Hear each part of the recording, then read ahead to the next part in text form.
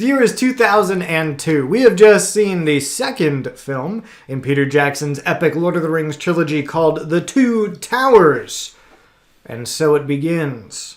We're gonna fix it. Cue the intro.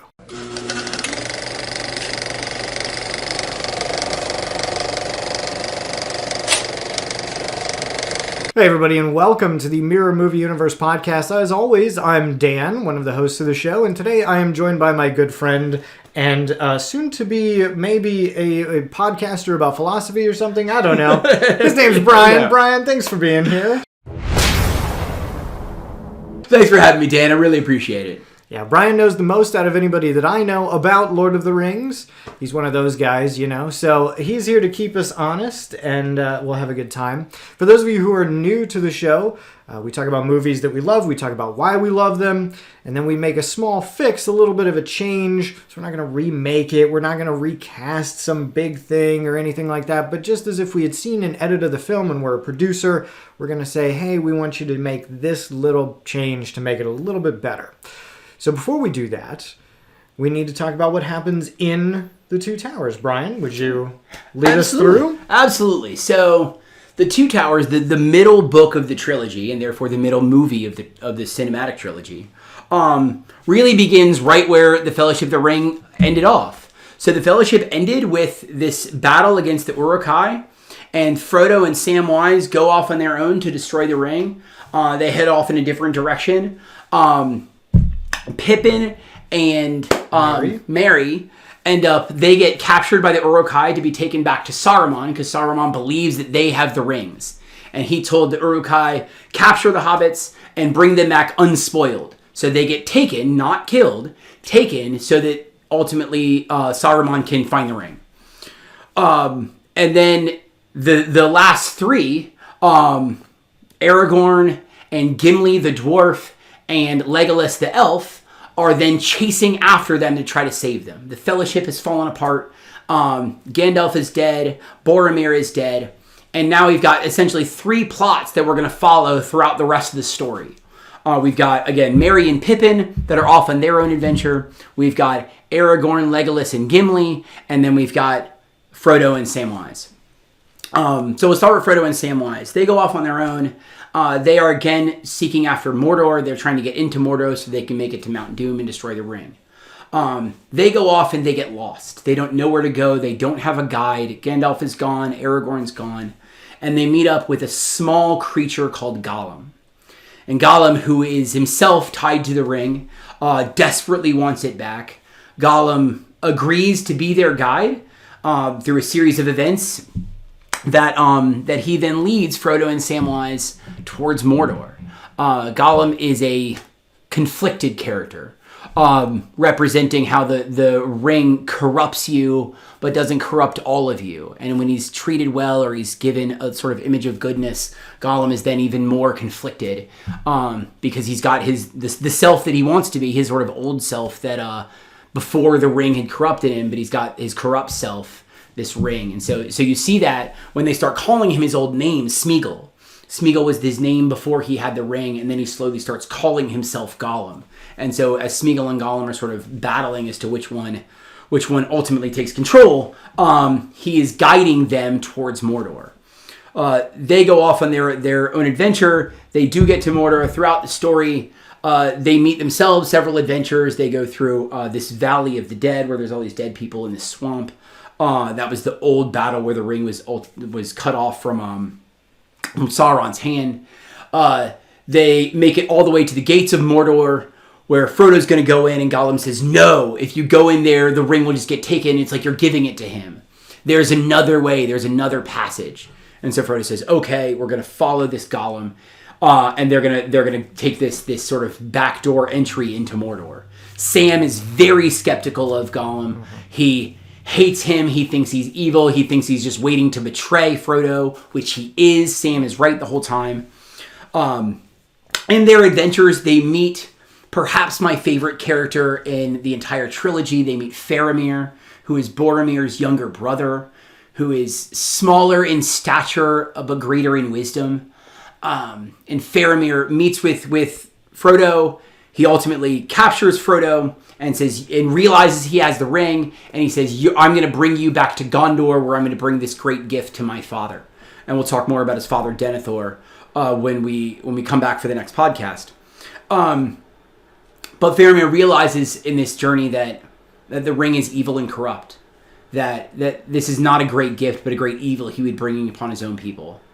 And that he decides to aid Frodo to not take the ring. Very importantly, very beautifully, he doesn't take the ring from Frodo and even aids him on his journey. He sees that the ring cannot accomplish any good, but only brings evil upon all those who are near it.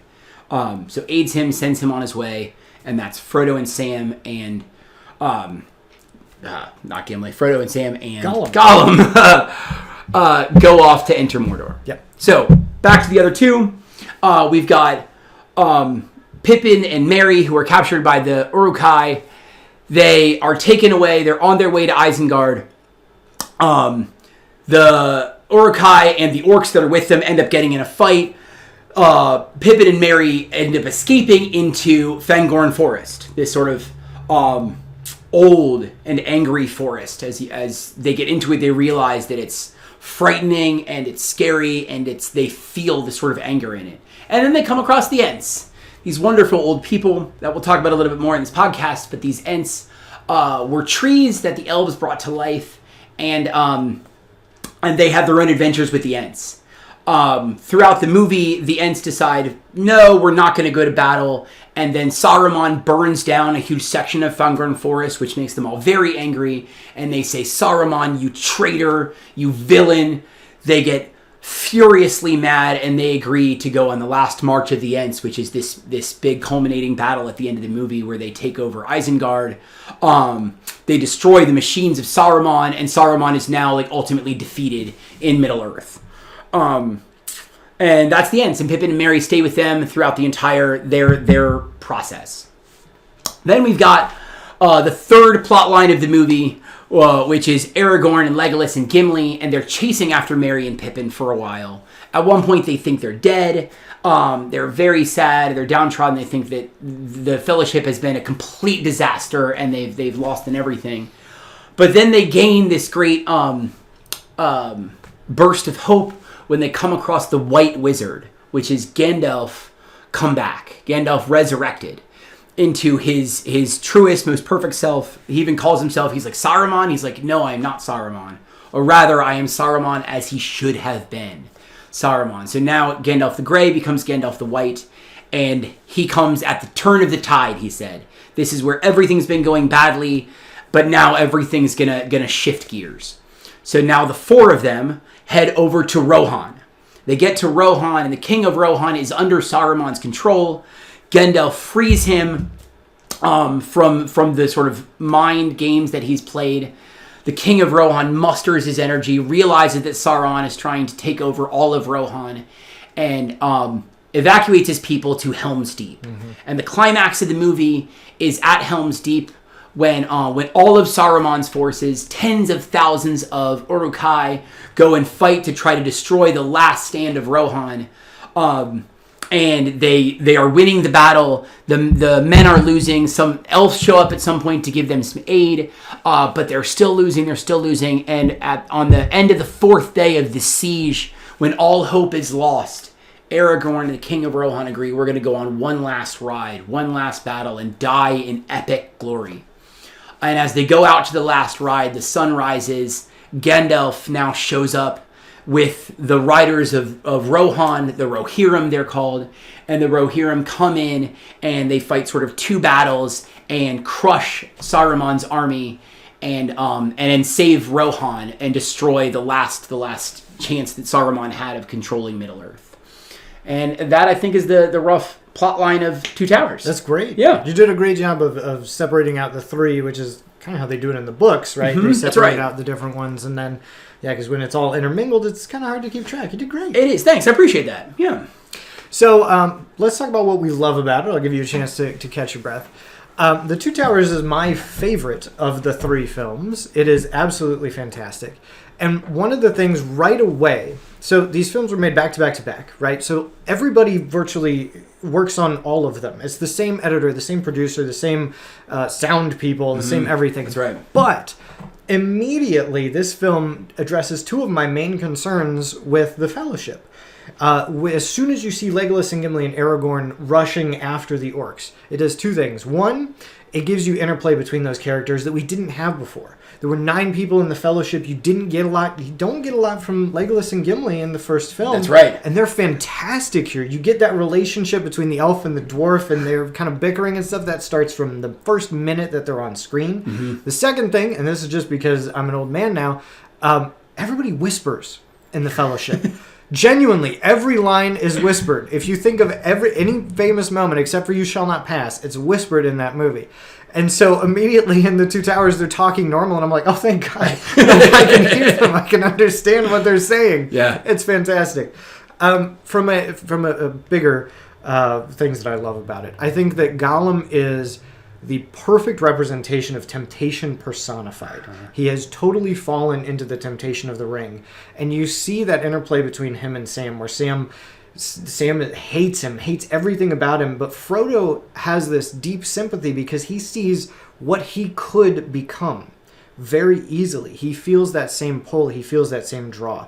And I think for anybody who's felt temptation, whether it's alcoholism or whatever, that is such a beautiful way to personify it, and to see like this is this hated, detested, grotesque creature, but Frodo has such sympathy and he wants to save it, and Sam is saying this is terrible. It's such a beautiful way that is done, and the whole interplay, even with when Gollum and Smeagol are kind of talking to himself, and it's almost like he's talking to two different characters. Really well done, like absolutely beautifully done. I love some minor character moments in here. There are 2 that I want to call out. So the first one is when Gandalf shows up to Rohan, and they tell him to take away his staff, and he gives that line, "Oh, you wouldn't take this old man's walking stick away." This is such a little thing, but Legolas immediately takes his arm, as if he's like this frail old man, and walks with him into the room like, oh yeah, he's in on it, like immediately. It's so great. The other one is when Aragorn and the King of Rohan are kind of arguing before the battle. And this whole time, you, as the audience, are identifying with Aragorn. He's the hero. And so you see him, and he's so upset about this. They're going to die. He knows they're going to die. And he sees the king acting haughty and just kind of dismissive of everything. And he finally calls him out on it. And the king's like, "What would you have me do?" These men, their courage hangs by a thread. And he pulls him aside, and he chastises him. And immediately, as the audience member, your perspective changes. Suddenly you go, oh, Aragorn's been wrong this whole time. I thought, like, oh, he's the hero. Oh, of course, this king is such an idiot. And the king pulls him aside and is like, you have to be brave for them. You have to be brave. And it just puts everything back into perspective. You think about everything that happened in a totally different way. And then the last thing I love is the entire Battle of Helm's Deep. It is such a great example of pacing and tension in a film. Everything, the tension starts building from the moment that they arrive. They know that they are going to die. And you see it as they don their armor. Like, it's not boring or anything. Like, it's building tension as they don the armor and they're getting prepared for battle. They're sharpening the swords. And then they hear the horn, and you get a little burst of hope. The elves have come to help. And then you see the massive amount of the opposing army that they're arrayed against them. And then the wall is broken, and then your hope falls. And then they defend the bridge, and your hope is gained again. And there are these beautiful moments with Legolas and Gimli that break the tension. It's so funny, and it breaks the tension so that you as the audience member get a little breath. When they're like, he's like, oh, I can't, what's happening out there? And he says, would you like me to describe it, or do you want a box? Like, it's just a little laugh that gives you a little breath before you go into the battle that is about to come. That whole Battle of Helm's Deep is so expertly paced, so beautiful. And we talked about this before, how these films were made a lot similarly. So this doesn't just apply to the Two Towers, but to all of them. Peter Jackson does a really great job of only using CGI when he has to. Yeah. He uses thousands of extras Yeah. and fantastic makeup and practical effects to get these shots. And yes, when he has to, he'll use CGI for some mythical creature or for some crazy thing that they can't do.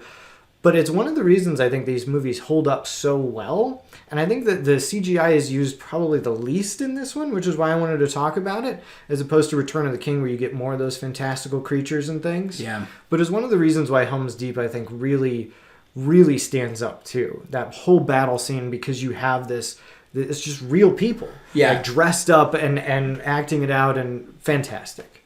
Ryan, what do you love? Oh my gosh, there's so much to love in the Two Towers. I'll build right off of what Dan said about Gollum and his relationship to Frodo and Sam, and his own tension, that notion of temptation that he constantly have towards this thing that he hates.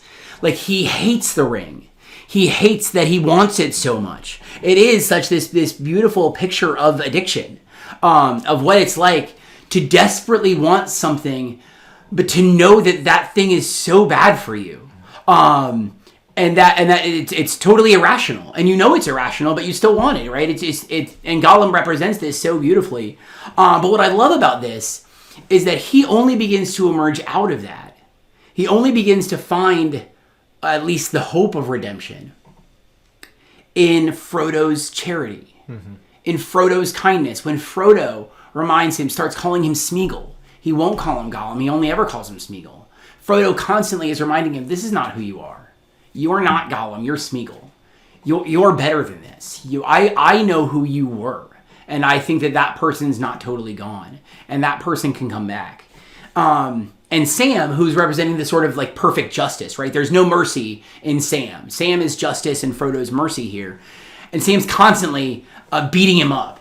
Oh, you're so stupid, or oh, don't do that, or, Sam is distrusting and cruel and mean and hits him and wants to tie him up and all these things. Sam is justice here, but that's not charity. And ultimately, it's not good for those people that are in those positions. That's not, when I think if we analyze any of ourselves, we grow in virtue because other people have been kind and charitable to us.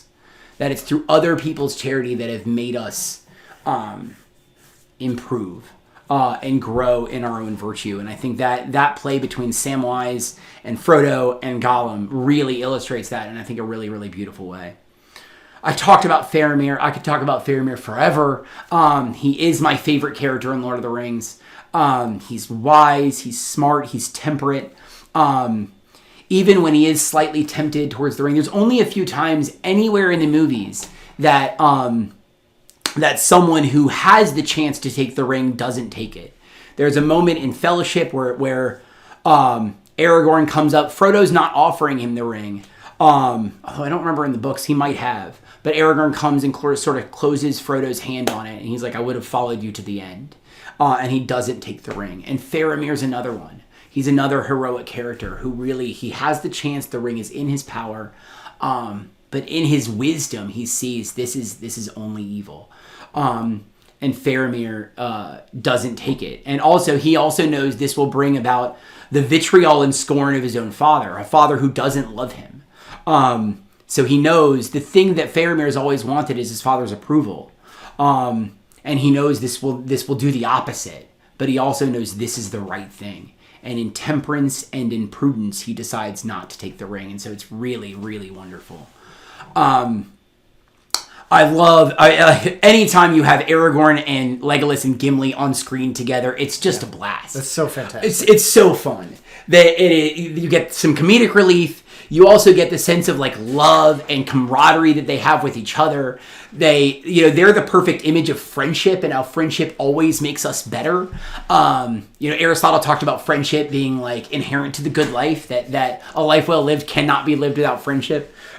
Which C.S. Lewis thought was the rarest of all things. Things friends are very, very rare. And it's this picture on camera where you're just saying and seeing like this is what friendship looks like. Yeah. They're giving each other a hard time the whole time. They're chastising each other, but they're also deeply loyal to each other. So it's beautiful, and I love everything about them. There is so much more to say. I love the battles of Helm's Deep. I think that's such a powerful image, and the King of Rohan is so he's epic in like the literary sense, where he has all of the notions that like, yes, we're gonna die, but we're not gonna die in vain. We're gonna die in glory, right? We're gonna die in battle. And finally, when Aragorn says like, let us now ride out, and he's like, okay, we're gonna ride out. This is our death, but this is how I want to die.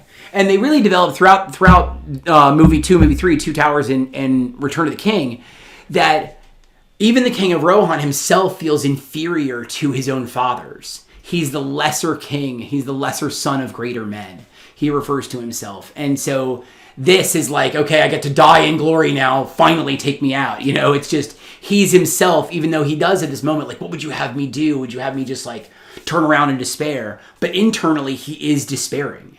He doesn't think there's any hope. He knows they're going to die. So even though his exterior sort of kingly self is still telling the troops, like, muster your courage, inside the despair has already taken him over. And Aragorn gives him this last chance. This like, okay, if we're gonna die, let's die together, and let's go out in glory. Let's not do it cowering in this back room as they continue to take over Helm's Deep. Let's go out in one last hurrah. So, and that's really powerful. And then, of course, when they win, and that's, you know, it's just exciting. And you forget. Like, that's why pacing is so interesting. It's great that you said that, because you've forgotten about Gandalf. Yes. Like, you in the movie, it's been like an hour since you've seen him on camera. It's been so long. Gandalf goes and even tells them, look for me on the light of the fifth day. That's right. Mm-hmm. But you forget about that line, and you forget Gandalf's there because you've been in battle for so long. So you're in the battle, and you're in battle. You're like, okay, they're going to die. You're going to go out in glory. And then right then, you see the light come up, and Gimli says, it's dawn. And then finally you're like, oh yeah, Gandalf's coming. And as they come out, Gandalf crests the hill, and he comes down, and it's just, it's fantastic. It's so exciting. Peter Jackson's just brilliant at timing and pacing all of these moments to come together at the perfect time. So those are all the things that I love, but I could talk for another 5 hours about it. I believe that 100%. So as much as we love it, we do have to fix it. Yep. Like I said, this is my favorite. This is the hardest one that I had coming up with a fix for. And so what I've tried to do is to think about the Two Towers as a standalone film. I know that some people look at The Lord of the Rings as it's one film that happens to be 9 hours long that was broken up, blah, blah, blah. And in fairness, Tolkien wanted to write one book. He wrote 6. The publisher released 3. So, whatever. Yeah. But the Two Towers, as I view it, the main antagonist is, of course, Saruman. Yeah. It is his forces who go against Helm's Deep. It is his battle with the Ents, and then you have kind of Frodo and Sam setting up what's going to come. The film opens with Merry and Pippin being taken, and then Aragorn and Legolas and Gimli searching for them. Yep. They don't reunite in this film, nor is there a confrontation with Saruman until the next one. Mm-hmm. And I think that it's just such an easy fix. Take that scene. So in Return of the King, there's that scene where they come across Isengard. The Ents are there. Merry and Pippin are there. They have the reunification with these friends that they've been searching for. And you finally get to see Saruman defeated and trapped in the tower. Yeah. Move it to this film. I don't understand why Peter Jackson wanted to save it for Return of the King. Because thematically and structurally, that is the entirety of this film. That's the narrative. It concludes in a different movie, and it doesn't make a lot of sense. Additionally, there's like a little bit of an extended version of that scene where Saruman is killed. That's right. And that doesn't make the final cut. It was actually, like, it's in the extended editions. It's not in the whole, it's not in the released version of Return of the King. So I say extend that scene out, give me the whole thing, and put it right at the end of this film. So you have Helm's Deep, they're victorious, everything. You have Frodo and Sam still going off, but then they come across the ruins of Isengard. They reunite with Merry and Pippin, who they started searching for all this time ago. And you have Saruman, this great evil, truly defeated. That would be my fix for this. Yeah. And that makes total sense, actually. Like, that had never occurred to me before. Possibly just moving that whole scene and wrap up sort of Saruman's storyline in the Two Towers, and then let Return of King be the sort of larger battle for Middle Earth. That's actually a great fix, I think. That would have wrapped up that, I think, at good bookends of each movie. My fix is actually likened to yours in the sense that it is around the Ents. So the Ents in the movies, they're portrayed, they're very slow talking, they're slow to make a decision. The Ents, they talk about the Ent wives, they've lost them, literally, they can't find them anymore. And nowhere in any of Tolkien's literature do they ever find the Ent women. So they've been lost for like thousands of years. So the Ents are not only like some of the oldest creatures, the elves are the ones that woke them up, but they're incredibly wise, but they're also very sad. A lot of what Tolkien does and what Peter Jackson really captures is that these are nostalgic in the sense that like nostalgia is the sort of loss of a good of the past that you'll never regain again. And it's a sadness in that. You've lost this thing. And so that's why we look back at our own lives and we're nostalgic about it. We're nostalgic about, high school football games or about, college parties or what it was like when we first got married. These are great things. They're goods, but we also know they're goods that are gone, that we can't get back. And so the Ents represent that. In a lot of ways, they remember Middle Earth before the rings, before there was this great evil. They had wives, they had young Entlings, like young children. So they're slow and they're sad. And they also then, their anger is mustered because there's so few of them left. And then Saruman, who was once their great friend, he would walk in their forest, he would talk with the Ents, betrays them and burns them. And so now even their great friend, who's been here for millennia, I think, since he took over Isengard, he's betrayed them. And so their last stand, they're like, okay, this is it for us. Like, we are now, again, dying out in the same way. And you see this throughout the movies. The elves are leaving. Galadriel is leaving. The elves are leaving Middle-earth. And everybody knows this is sort of climax of the Third Age. And the world cannot be the way that it is anymore. The elves can't save it. The Ents, they know they're not going to be there forever. And so this is reaching this climax that what's it going to look like? Is it going to be a world that still has the chance to be good, or is it going to be a world that we sort of cave to evil?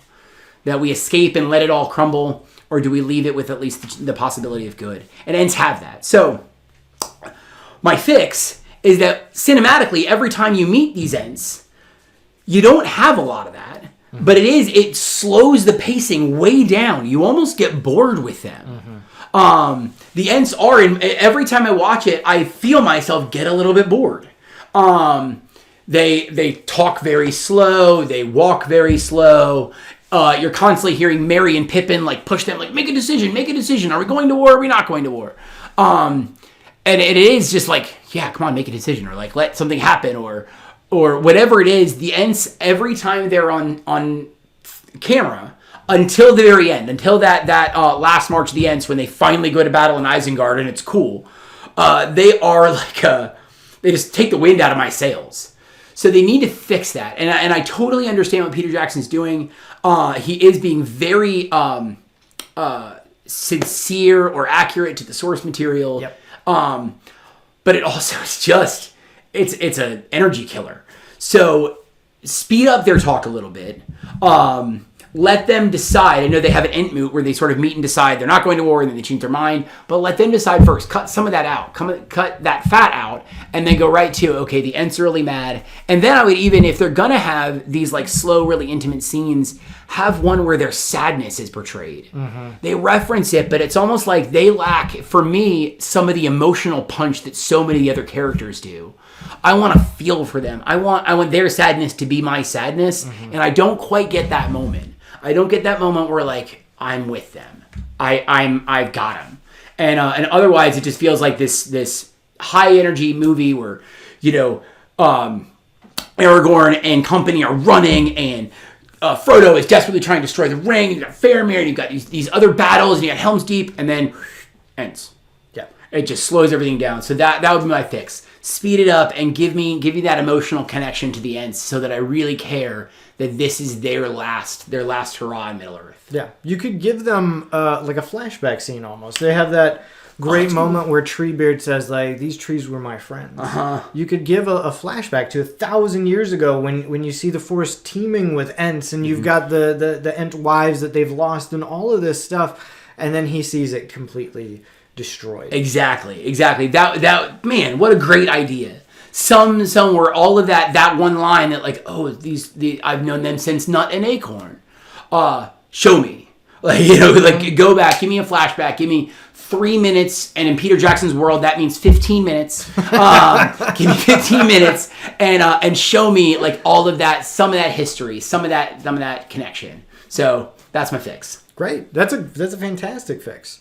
Thanks. So we've reached the end. You need to comment on the thing and tell us, what did we get right? What did we get wrong? Do you think that scene that starts the Return of the King should be moved here? Should it stay where it is? Do you think that the Ents need to be sped up a little bit and show a little bit more of their sadness? Do you think that the whole love triangle with Aragorn and the thing with the girl at the Rohan thing is terrible? I don't know. Whatever you think, comment in the thing. Like and comment and subscribe. We are going to be doing Return of the King in our next time that we get to do this. I hope that we get to do it soon. Me too. And until then, thank you for being here. Thanks so much for having me, Dan. I really appreciate it. This is a blast. I love talking Lord of the Rings. I love Tolkien, so this is a blast. So thanks so much for having me, guys. Thank you. We hope this finds you well. Have a good one, everybody. All right. You ready? All right. Should we change shirts? Do you want to? Yeah. I absolutely think we should change outfits. Okay. How's the blue look, Jake? Looks all right? You should get a podcast. Yeah? Yeah. What would our podcast about? Philosophy and stuff. I would love to podcast philosophy. So there's I don't know if either one of you met him. His name's Shane. He went to, where was his undergrad from? I forget. But he's, like, super smart. The right answer to this kind of problem. And I skated on it. And I'm intentionally not doing it for Mirror Movie Universe. Okay. All right, let's dive in. Have we been recording the whole time? Yeah. You got just edit the first 10 minutes out. All right. Bonus. Yeah, like, I'll put it at the end. Oh, yes, this guy Shane. Oh, man, who's this guy? And he did this thing. I forget where he got the thing from. But then, yeah. Okay, be cool. All right.